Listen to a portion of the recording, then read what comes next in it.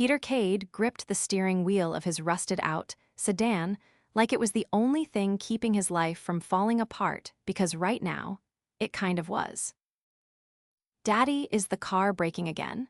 Lily's tiny voice came from the back seat, her tone more curious than scared. He forced a smile through the rearview mirror. "Nope, just singing its old song again." In reality, the engine had been rattling for days, and the rent was due tomorrow. With $30 to his name, Peter had run out of options. He'd already taken every shift he could at the cafe, sold his guitar, and even returned the birthday present he'd gotten for Lily. That one had hurt the worst. Then he saw the flyer. It was taped to the back of a laundry room door in the apartment complex. "Elite dating companions, $500 a night. No strings, no intimacy, just company, apply in person." It sounded like a scam, but $500 for one night? That was almost half a month's rent. Peter didn't care if it was weird. If someone wanted to pay him to sit across a dinner table and talk, he could do that. He'd done worse for less. By the time he walked into the sleek downtown office the next day, dressed in his best thrift store button-up and worn-out jeans, he already regretted it. The woman at the front desk looked him over with a raised brow. "You're here for?" He scratched the back of his neck. "The companion gigs, I'm not. I know what I look like. I'm just trying to make rent." She blinked, then handed him a clipboard. "Fill this out, we'll see." 2 days later, he got a call. Someone had picked him. "Her name's Emilia Monroe. She's a VIP client, be on time, dress well." Peter had to borrow slacks from his neighbor and spent the last of his cash on a haircut and a cheap tie. Lily was at his friend's house for the night, and he stood outside the Grand Muremmer Hotel, sweating through his shirt. He stepped into the gold-trimmed lobby, full of glass walls and chandeliers. His heart raced. Then he saw her. Long red hair twisted up in a sleek bun. A black off-shoulder dress that looked like it cost more than his car. She stood by the bar, sipping something out of a crystal glass, looking both bored and like she owned the whole city.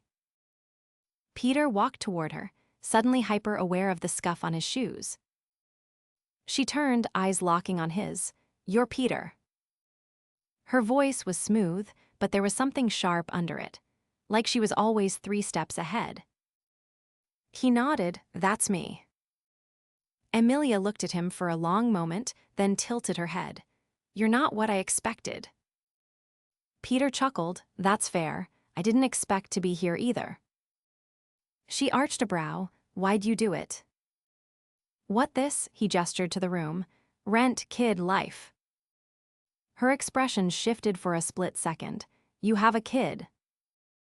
"Yeah, Lily, she's 5. She thinks I'm secretly a superhero." Amelia's lips curved into something not quite a smile, but close. "Well, let's sit. I'm starving." Dinner was strange. She asked him questions. Real ones. About Lily, about how he ended up raising her alone. Lily's mom had left when she was 2, about the cafe he worked at. She didn't just nod politely, she listened. And Peter, for the first time in a long time, felt like someone actually saw him. "Why do you do this?" he asked halfway through the steak he couldn't pronounce. Amelia twirled her wine glass. "Because people are predictable when they're paid to be." Peter leaned back. "And you like predictable?" "No," she said, looking at him directly. "I like control." He let out a low whistle. "That honest, huh?" She shrugged. "I don't have time for games. Run a company that eats people alive if a blink." "What kind of company?" "Tech, Monroe Global. You've probably never heard of it." He nearly spit out his water. "You own Monroe Global? You're the Emilia Monroe." Her gaze didn't waver. "Still want dessert?" Peter stared at her, stunned. He'd heard of her, of course. She was in magazines, in news articles, always this icy, untouchable figure worth billions. And now she was sitting across from him like it was nothing. Yeah, sure, let's get dessert." After dinner, she walked with him to the entrance. The valet brought a sleek black Bentley to the curb. Of course. She turned to him before getting in. "You're interesting, Peter Kade." He smiled, nervous. "That a good thing?" "Depends." She paused, then added, "I might request you again." He watched her drive away, still stunned. On the walk back to his car, Peter's phone buzzed with a message from the agency. "Client Emilia Monroe has booked you for 2 more appointments. Same rate." He stared at the message, then looked up at the sky, exhaling hard. What the hell just happened? The next week flew by. Every time he saw her, she was something different, sharper, warmer, funnier. She didn't laugh easily, but when she did, it was like watching the sun crack through clouds. Peter found himself looking forward to their night's dinners at rooftop restaurants, private galleries, one time even a jazz club she had rented out for privacy. And she kept asking about Lily. What is she like? Dinosaurs, princesses, waffles. I like her already, Amelia said once, sipping her martini. One night, after a gala where she'd pulled him in as her +1 to avoid some investors' advances, she turned to him in the back of her car. You're not like them. I like who? The men I usually see. You don't want anything from me. Peter met her eyes. I just want to pay rent and maybe make you laugh. She didn't say anything, but her hand brushed his. The next day, a package showed up at his apartment. Inside was a blue backpack with a tag that read "For Lily." Inside were books, art supplies, and a tiny plush dinosaur. Peter stared at it for a long time before he finally let himself smile. Maybe this was more than just rent money. Maybe, just maybe, Emilia Monroe wasn't as untouchable as she seemed. The last place Peter expected Amelia to take him was a bookstore. Not just any bookstore, this one was tucked behind a wrought iron gate on a quiet street in the Upper East Side, with ivy creeping along the brickwork and a brass plaque beside the door that read, "By appointment only." It was the kind of place where you whispered instead of spoke, where the leather chairs looked older than most buildings, and the books weren't for sale, they were for collectors. I had a meeting nearby, Amelia said as they stepped inside. Figured we had 20 minutes to kill, and I wanted to show you something. A woman in a navy turtleneck nodded at Amelia and disappeared between the shelves. Peter shoved his hands into his coat pockets. You come here often. When I want to disappear, she replied, already walking toward the far wall. No press, no board members, just pages and silence. He followed, watching as she ran her fingers along the spines, before pulling out a slim volume with gold embossing. It's a first edition, she said, handing it to him. Peter blinked at the title, The Velveteen Rabbit. She nodded. My father used to read it to me before he died. It's the only thing kept from his library. Peter opened it gently, the smell of aged paper hitting him like a memory. He sounds like he mattered. He did until he didn't. Her voice was flat, but her eyes weren't. When he passed, I was 16, my mother sold off everything, said grief was impractical. Peter closed the book and handed it back. Is that why you like control? Because someone took it away. Amelia didn't answer right away. She returned the book to its place and turned toward him. I didn't bring you here to be analyzed. No, you didn't. He leaned against the shelf. But you did bring me here. She crossed her arms, studying him like he'd just become a puzzle. You're not intimidated by me. Should I be? Most people are, especially when they know what I'm worth. Peter shrugged. Money doesn't raise your kid when they wake up at 2 in the morning crying because they miss their mom. Her expression changed, something unreadable flickered in her gaze. You say things that make people uncomfortable. He smiled, only when they need to hear them. Later that evening, instead of returning to her penthouse or another 5-star dinner, Emilia insisted on walking. They strolled through Central Park, the path lit by dim lamps and the occasional jogger's headlamp. She didn't wear heels that night, just black boots and a wool coat that looked softer than any fabric Peter had ever touched. "Why don't you date?" he asked as they passed a frozen fountain. "I don't have time, and people lie."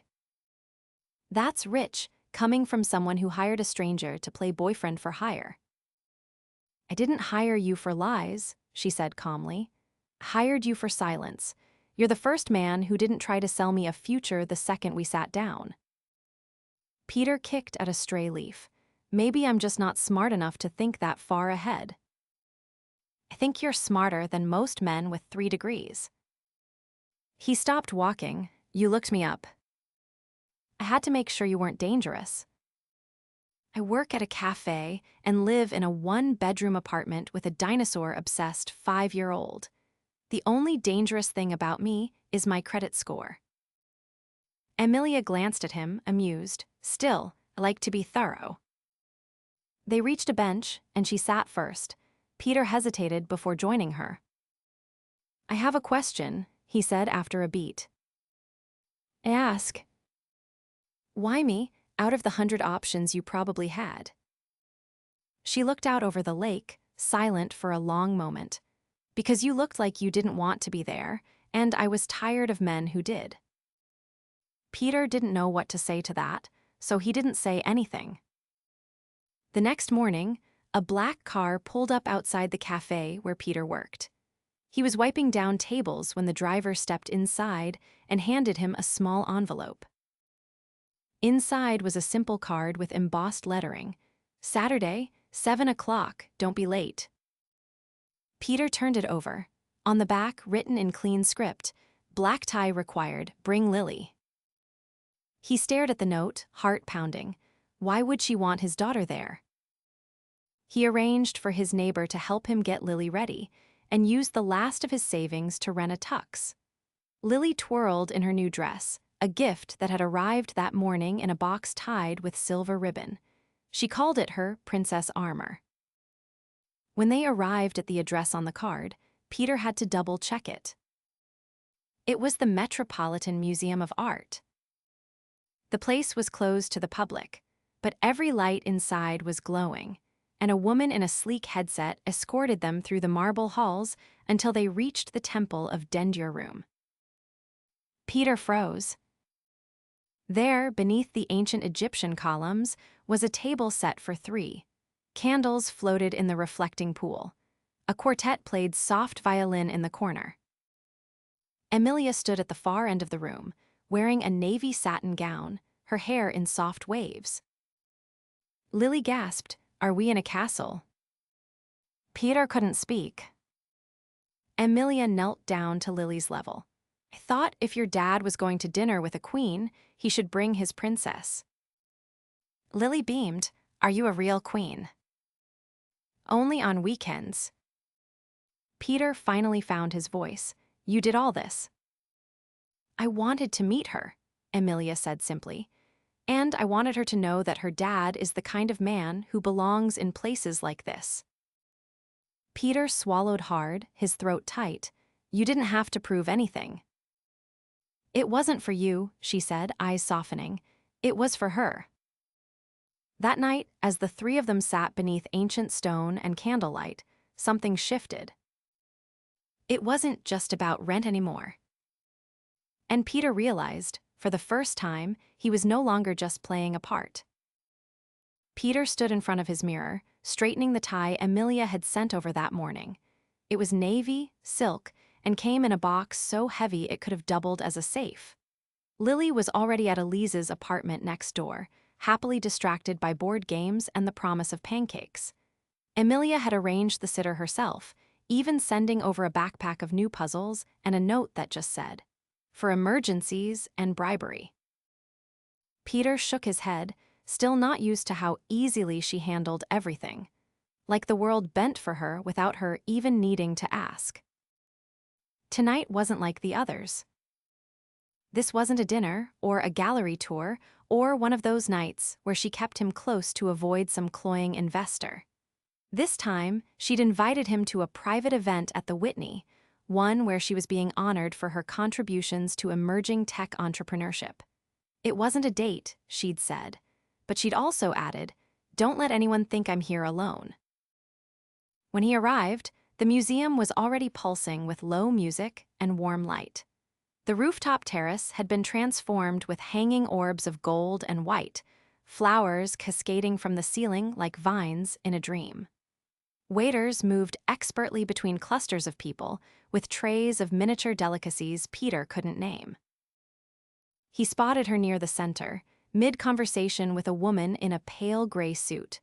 Her dress tonight was structured, modern, and dramatic in its simplicity, black with a sharp neckline and a slit that dared people not to look. Her hair was pinned back with a silver comb, and her expression, as always, was unreadable.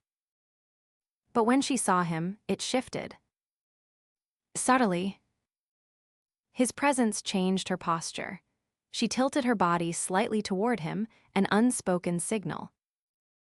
"I'm late," Peter muttered as he approached.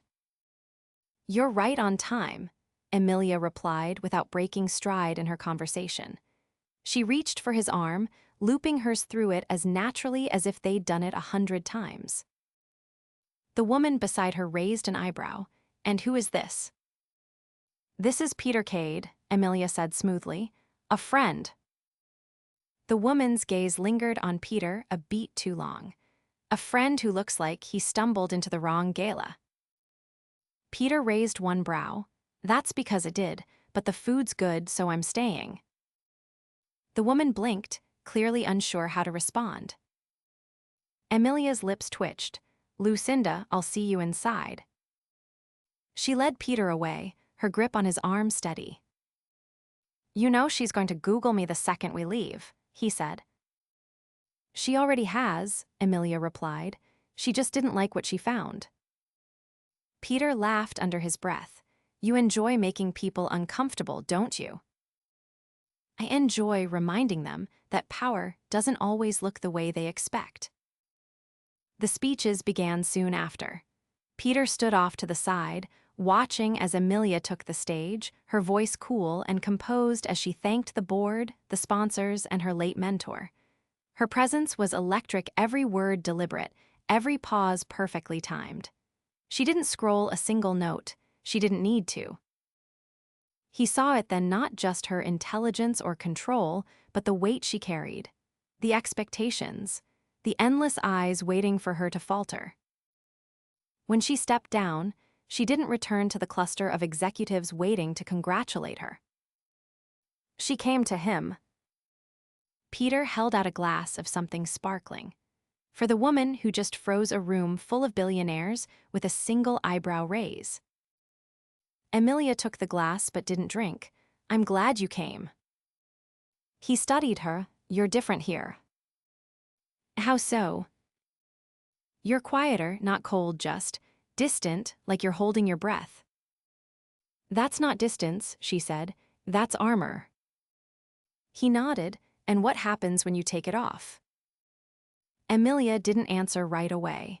Instead, she turned, walking toward the edge of the terrace.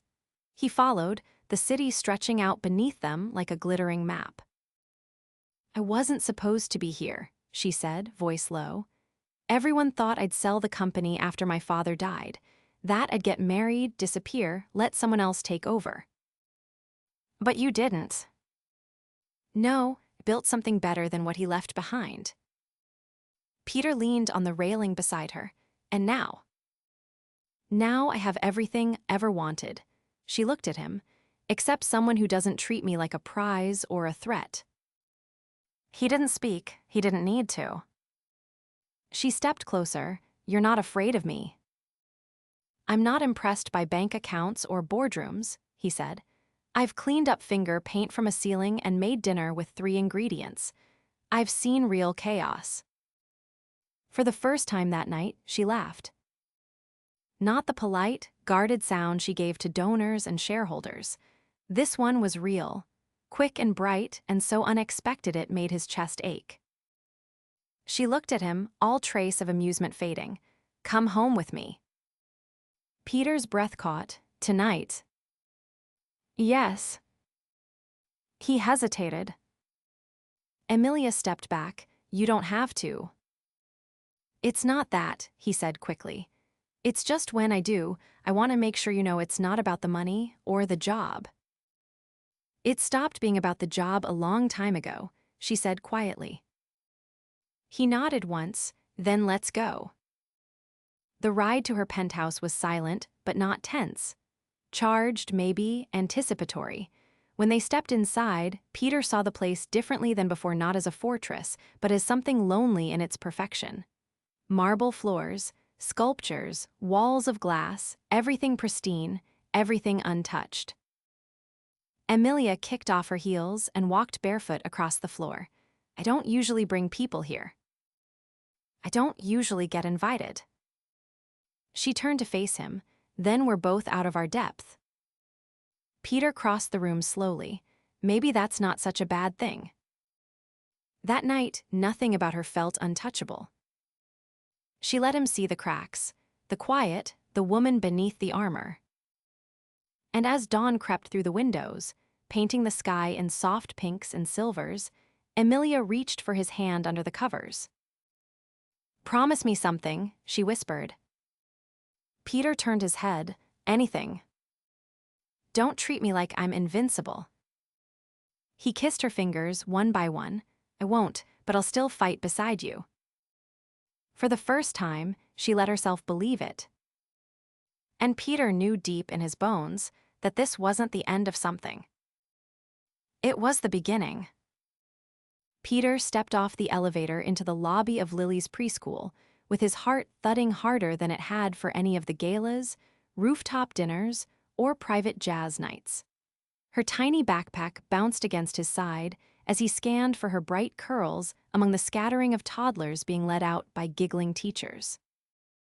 "There's my girl," he called softly, crouching down as Lily barreled into his arms.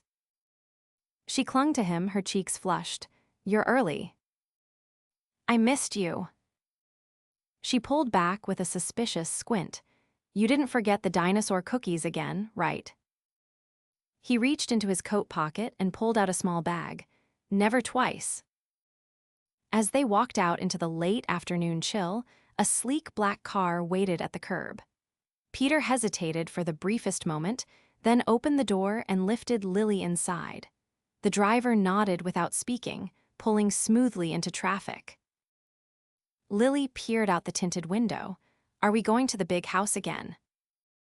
Peter slid in beside her. "We are. Emilia wants to see you."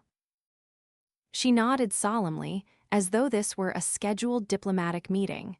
"Then, have to tell her about the volcano project. It exploded." "She'll love that." They arrived just after sunset. The penthouse lights glowed behind the floor-to-ceiling windows, casting long golden shadows against the skyline. Inside, warmth spread through every room, not just the heat, but something deeper. A lived-in softness Peter hadn't noticed before. A children's book on the coffee table. A half-finished puzzle on the corner console. A small blanket with cartoon animals folded neatly over the arm of the couch. Emilia emerged from the hallway without her usual heels, wearing a soft slate blue sweater and dark trousers, her hair loose and falling over one shoulder. Lily ran straight to her. "It exploded, the whole volcano." Emilia's expression bloomed with amused curiosity. "Did it now?" "I used too much baking soda, but I saved the dinosaur." "You're a natural disaster strategist in the making." Lily beamed. Before disappearing into the room Emilia had set up for her weeks ago. Peter lingered in the kitchen doorway, watching as Emilia poured tea into two mismatched mugs. "Did you put a blanket on my couch?" he asked, voice low. "I thought she'd like it." "She does, but you don't do things halfway. That's new." Emilia handed him a mug and leaned against the counter. "I've been asking myself something." He took a slow sip. "Which is?" If all of this disappeared, if the company, The board, the events, the driver, the penthouse, if it all vanished, would you still be here? He didn't answer right away. The question didn't feel like a test, it felt like a wound. I'd be here faster, he said finally, because then maybe you'd let someone carry you for a change. She studied him, her eyes softer than he'd ever seen them. You have no idea how much I've wanted someone to say that. He set his mug down, then let me. She reached for his hand. There's something else. Peter braced himself. I've been offered a chance to expand. Monroe Global is launching an education initiative overseas. It's everything I've fought for, but it means I'd have to spend months away. Where? He asked quietly. Singapore, Nairobi, London. She looked down. I didn't know how to tell you. Peter leaned in, brushing her hair back. Then don't. What? Don't go.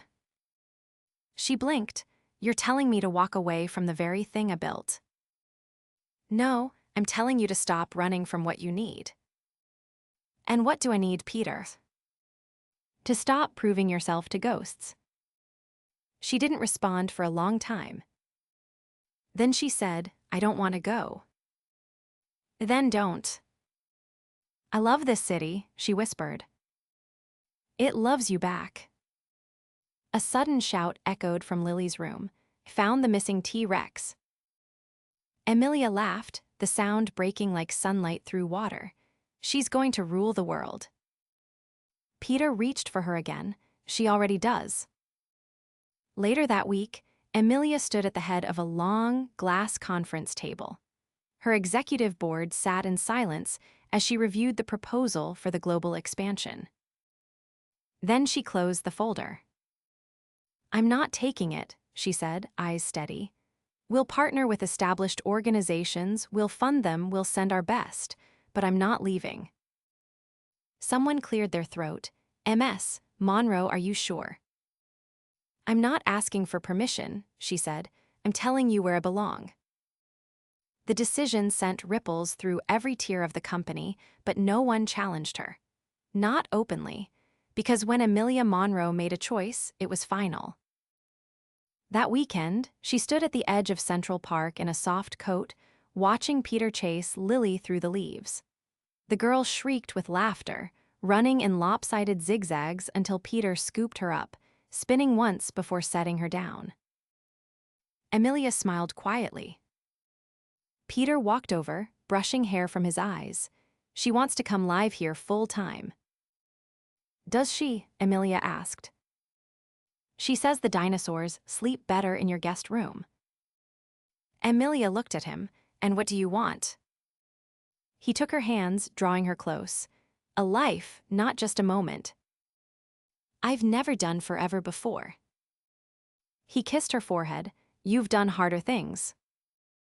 The following spring, a small ceremony unfolded in a rooftop garden Amelia had never shown anyone before. Just a few friends, Lily holding a bouquet of tiny white blooms, and Peter in a suit that actually fit this time. During the vows, Amelia looked at Lily first. You're the fiercest princess I've ever met, she said, and I promise to be your teammate always. Then she turned to Peter. You walked into my world wearing borrowed shoes and a tired smile, and somehow you dismantled every wall I thought I'd need forever. I don't want a perfect story. I want a real one, with you. Peter squeezed her hands. I thought I joined that dating service to pay rent, he said, but I didn't. I joined it because I'd forgotten what hope felt like, and then you showed up. You're not what I expected. You're everything I didn't know I needed. After the ceremony, Lily stood between them, holding both their hands. Can we have waffles now? She asked. Amelia looked at Peter. Is that a royal decree? It is, he said, and it shall be obeyed. They walked back into the world together. Not as a CEO and a single father, but as a family. Peter adjusted the strap on Lily's backpack as they stepped through the revolving doors of Monroe Global's newly launched community center. The building was nestled in a quiet corner of the Upper West Side, a far cry from the corporate towers Amelia usually operated in. This place wasn't about prestige, it was about people. And it was Amelia's idea. She'd spent the last 4 months reshaping her company's legacy, not just expanding outreach programs, but restructuring the foundation itself. More grants, fewer gatekeepers, more voices at the table, especially ones that weren't used to being heard. Peter had watched it all unfold, not from the sidelines, but from beside her. The scent of fresh paint still lingered in the air as Lily bolted down the hallway toward the children's art room, leaving Peter trailing behind her with a resigned chuckle. She'd begged to be here for opening day, especially after Amelia told her there'd be face painting and a build-your-own Sunday bar. Peter found Amelia in one of the conference rooms, standing at a long table filled with brochures, sign-in sheets, and donation forms. She wore a deep green blouse and black trousers, her hair swept back in a low knot. A small pin on her lapel read, "Start Local." He leaned against the doorframe. "So this is what retirement looks like." She looked up, her mouth curving in something close to satisfaction. "Hardly. I'm still CEO. I've just decided to stop pretending boardrooms are the only places that matter." "You know," he said, walking toward her, "most people build these kinds of things and slap their name on the front." She gestured toward the window. "It's not about my name anymore." Peter traced one of the pamphlets with his fingers. "You've changed." "So have you," she said. "You're coaching Lily's soccer team now." He rubbed his neck. "You saw that." "I see everything." She paused, then added, "I like that you do things because they matter to her, not because they are convenient." Peter looked at her for a long moment. "I used to think love was about showing up, but it's more than that.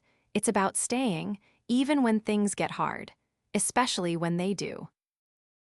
Amelia's eyes softened, and here thought had the monopoly on wisdom. He tilted his head. "I'm full of surprises." She stepped closer. "I'm learning to trust that." He reached for her hand, their fingers curling together. "You've built a home here, Amelia, not just for us, for everyone." She leaned into him, her voice lower. "You gave me the blueprint." Later that evening, the three of them sat on the rooftop of the community center, watching the city blush into gold as the sun dipped behind the skyline. Lily was curled between them, her face streaked with remnants of glitter and the last smudge of strawberry ice cream. Amelia rested her head on Peter's shoulder. "She's going to remember this." "I hope so," he said. "But even if she doesn't, she'll feel it, that she's loved, that she's safe." Amelia was quiet for a moment. Then she said, "I never thought I'd have this." Peter turned his head. "This." "A life that feels full, not just scheduled, not just efficient." She folded her arms around Lily's shoulders. "Real." Peter looked out over the city, then back at the two girls who had changed everything for him. "It's not easy, but it's worth it." "I know," she said. "That's why I'm not letting go." A few weeks later, they hosted a garden gathering at the rooftop of their brownstone. It wasn't extravagant, just string lights, a portable speaker, and a mismatched collection of chairs. Emilia wore a sundress for the first time Peter had ever seen, and Lily had insisted on making a banner that said, "Our family is weird and perfect." Their closest friends came, people from the center, a few of Peter's coworkers, even Amelia's assistant, who'd started bringing her rescue dog to the office. As the sun dipped low, Peter stood beside Amelia, raising a glass of lemonade. "I don't have fancy words," he said to the small crowd, "but I've learned that family doesn't follow blueprints. It grows in the cracks, in the in-between moments, in the unexpected." He looked at Amelia.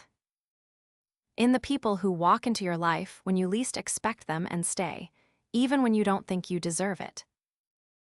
Emilia reached for his hand, her thumb brushing over his knuckles. "I used to think love was about control," she said quietly, just for him. "Now I know it's about letting go and choosing the same person again, every single day." Peter leaned in, pressing a kiss to her temple. "Then I'll keep choosing you." They danced beneath the string lights, Lily spinning in circles beside them, her laughter filling the air.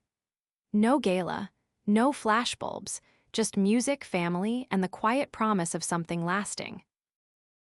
And when the night crept to a close, and the last guests had drifted out into the soft hush of the street, Peter turned to Amelia as they tucked Lily into bed. "You ever think about forever?" She met his gaze, all the time. He touched her cheek, "Then let's build it." And they did. Every morning with burnt toast and sleepy smiles. Every evening with bedtime stories and quiet talks on the fire escape. Every challenge, every joy, every ordinary miracle of a life finally built not on wealth or reputation, but on love. Not a fairy tale. A real one, the kind that lasts,